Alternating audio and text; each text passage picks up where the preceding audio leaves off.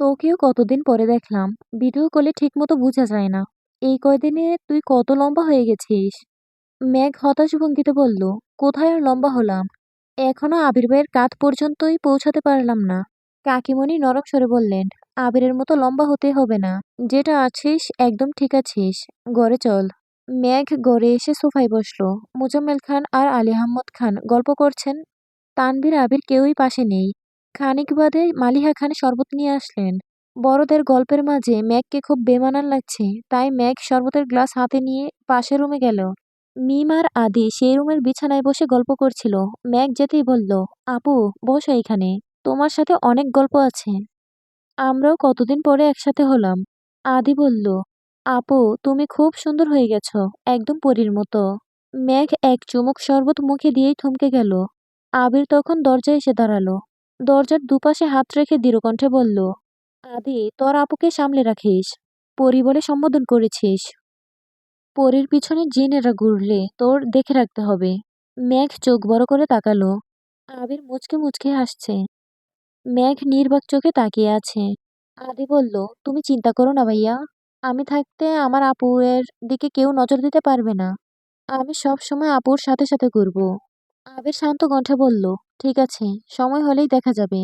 মেঘ ঘুরে ঘুরে সবগুলো রুম দেখলো। আবির তানভীর কোথায় বেরিয়েছে। মেঘ মিম আদি একসঙ্গে হাঁটতে বেরিয়েছে। বাড়ির সামনে উঠান, তারপর নানান গাছগাছালি, এরপরেই বিশাল মাঠের অবস্থান। বাড়ির অন্য পাশে পাশাপাশি বেশ কয়েকটি বাড়ি। সেখানে একটা বাড়ি শরীফদের, যার বিয়ে ঈদের পরে। তাদের বাড়িগুলোর পরেই খাল। মিম মেঘরা হেঁটে হেঁটে সব দেখছে। নিরিবিলি পরিবেশে অন্যরকম শান্তি কাজ করছে। একদিনের ব্যবধানে মিম আদি বেশ কয়েকজন বন্ধু বানিয়ে ফেলেছে। তাদের বন্ধু মানে মেঘেরও বন্ধু। আবির তানভীর সারাক্ষণ বাইরে বাইরে থাকে, হয়তো কোথাও খেলতে যায়, ঘুরতে যায় বা বিয়ের কোনো কাজে চলে যায়। মেঘেরা গ্রামে আসার পর থেকে আবির কেমন যেন দূরে দূরে থাকে। মেঘের সাথে কথা বলার চেষ্টা করে না। মেঘ কিছু বলতে চাইলেও দূরত্ব রেখে চলে। আর যতটা সম্ভব বাইরে বাইরে থাকে। আদি আর মিমের সাথে টুকটাক কথা বললেও মেঘের সাথে কথাই বলে না। দুদিন যাবৎ আবিরের কর্মকাণ্ড দেখছে মেঘ। তানভীর আবির এক রুমে থাকে, আবার বের হলেও একসাথে যায়, তাই সেভাবে কথাও বলতে পারে না। আগামীকাল ঈদ, তাই বিকেল থেকে মেহেদি দেওয়ার ধুম পড়েছে। মেঘ খুব একটা মেহেদি দিতে পারে না, তারপরও বেশ কয়েকজন ছেলে মেয়ে মেঘকে ঘিরে ধরেছে। ড্রয়িং রুমে বড় পাটি বিছিয়ে সবাই একসাথে বসেছে। মেঘ যেমন পারছে মেহেদি দিয়ে দিচ্ছে। মিম একটু একটু দিচ্ছে। আদি বসে বসে ছবি তুলছে। খানিকক্ষণ বাদে আবির আর তানভীর ঘরে ঢুকলো। তানভীর চমকে উঠল, বনু, তুই মেহেদি দিতেও পারিস? মেঘ শীতল কণ্ঠে বলল, ওরা বায়না ধরেছে, তাই না পারলেও দিতে হচ্ছে। আবির বিছানায় এসে বসলো। অন্যদিকে মুখ করে বলল, এক সময় যার বায়না মেটাতে পুরো খানবাড়ির মানুষ ছোটাছুটি করত, সে কিনা এখন অন্যদের বায়না মেটাচ্ছে। ভালোই লাগছে। আকলিমা খান বললেন, ঠিক বলেছ। মেঘ ছোটবেলা কি যে আলাদা ছিল, আর প্রচন্ড জেদিও ছিল। যা বলবে তাই করবে। আমরা শুধু ভাবতাম এই আহ্লাদি মেয়েকে সামলাবে কে। আবির মেঘের দিকে এক নজর তাকালো।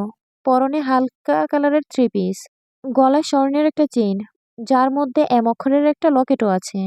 চোখে কাজল নেই, ঠোঁটে লিপস্টিকের ছায়াও নেই। সাদামাঠা চেহারা, তবুও আবিরের চোখ আটকে গেছে। ভাবনার জগতে যে তাকে দেখলেই ভাবতে বসে, মনে মনে ছন্দ সাজে। আবির নিজের মনে মনে বিড়বিড় করল, এই আহ্লাদে মেয়েটাকে যে আমি বড্ড বেশি ভালোবাসি। ওর সব আহ্লাদ পূরণ করার দায়িত্ব আমার। হালিমা বেগম রুমে ঢুকলেন। আবিরকে উদ্দেশ্য করে নরম স্বরে বললেন, মেঘের ছোটবেলার বেশিরভাগটাই কেটেছে আবিরের কাছে বায়না ধরে।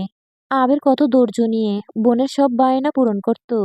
কখনো নিজের হাতে মেহেদি দিয়ে দেওয়া, গভীর রাতে এটা সেটা রান্না করে খাওয়ানো, কুকুরের দৌড়ানি খেয়ে আইসক্রিম আনতে যাওয়া থেকে শুরু করে আরো কত কিনা করেছে। আজ আবির মেঘ দুজনেই কত বড় হয়ে গেছে।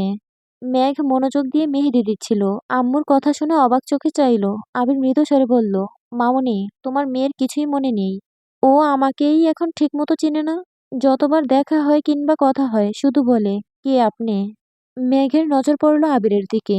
শান্ত অবয়বের মানুষটা একসময় মেঘের কাছে কেউ ছিল। শান্ত অবয়বের মানুষটা একসময় মেঘের কাছের কেউ ছিল। কই, কিছু তো মনে পড়ছে না। মেঘ চিন্তিত কণ্ঠে বিড়বিড় করল, ছোটবেলা আবির ভাই আমাকে মেহেদি দিয়ে দিত, এটাও সম্ভব?